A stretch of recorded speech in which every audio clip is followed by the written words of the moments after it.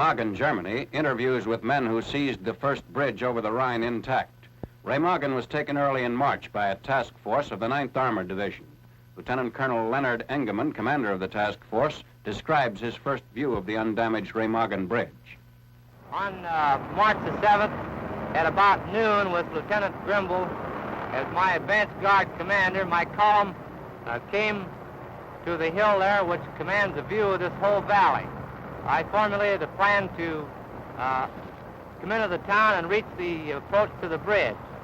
Movement began. When the head of the column got to the end of the bridge on the other side, the tanks immediately took position and began firing across the bridge to the approaches on this side at the Germans who were on the bridge. The infantry then started moving across. It was about 3:30 at that time. I received a message about that time that the bridge would be blown at 4 o'clock. In a few minutes, 2 detonations occurred on the bridge. Looking at the bridge, I could see that the infantry was still moving over and that the bridge was still in one piece and it would be available for foot troops to move over. And that's all there was to it. Now I'd like to have Lieutenant Grimble tell his story. We went right on down to the bridge. The bridge was manned by German engineers in the towers. There were lots of snipers and some machine guns. The tanks covered the towers and fired on them. The Germans jumped from the tops of the towers to the bridge. They ran back across the bridge, and our infantry pursued them. Under covering fire from tanks on the west bank, an infantry patrol was sent to set up a skirmish line east of the Rhine. First to cross the span were Sergeant Drabik and PFC Jensen. Sergeant Drabik is questioned by the photographer. Oh, was it pretty hot coming over? It was plenty hot when we was coming over. That bridge seemed very long. It looked like, they tell me it's only 250 yards. It looked like miles long. Along with the infantry, a detail of engineers went onto the bridge. Sergeants Dorland and Reynolds and Lieutenant Mott, who describes the assignment.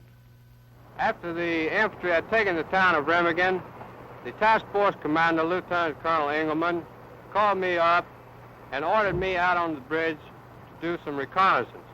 I was to find out what demolitions were on the bridge and if the bridge would take traffic, and if not, how long it would take to repair the bridge for traffic. I'd like for Sergeant Dorland to relate to you just what happened when he found the switch box and the electrical cable. On entering the bridge, searching for demolitions and finding that the first few charges we came to were wired electrically into a main electrical conduct running the length of the bridge. I immediately went to the far side of the bridge, and beyond the last charge that was on the bridge, severed the main electric cable by rifle fire. I then located a master switch at the far end of the bridge and kind of crossed my fingers and threw it out. Nothing happened then. There was no booby trap of any kind. After disposing of the master switch on the east bank, the engineers worked their way back, neutralizing the unexploded charges. Sergeant Reynolds explains. Sergeant Dolan blew the couple cables into and through the switch box. Started working back this way, and we found one main charge, about 500 pounds, that hadn't been detonated. We neutralized that and worked on this way. We came to the pier. The pier had 2 big separate wells in it, filled with explosive. We cut the wires to that because they were too heavy to lift out. And we just kept working back this way until we figured we had all the charges neutralized.